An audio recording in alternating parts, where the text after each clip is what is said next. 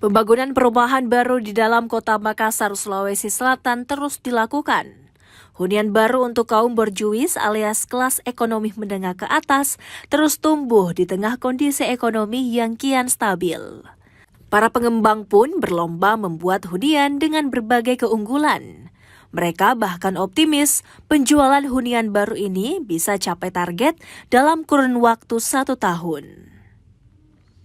Mudah-mudahan peminatnya banyak dan kami harapkan tahun ini atau 1 tahun ke depan sudah bisa close atau sold out untuk lokasi ini.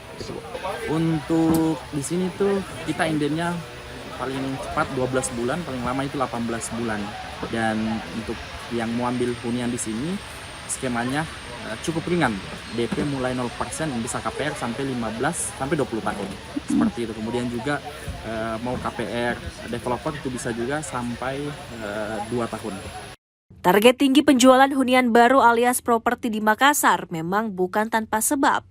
Otoritas Jasa Keuangan Regional 6 Sulampua menyebut pertumbuhan sektor properti di Makassar dan Sulawesi Selatan pada umumnya memang menunjukkan kenaikan yang signifikan.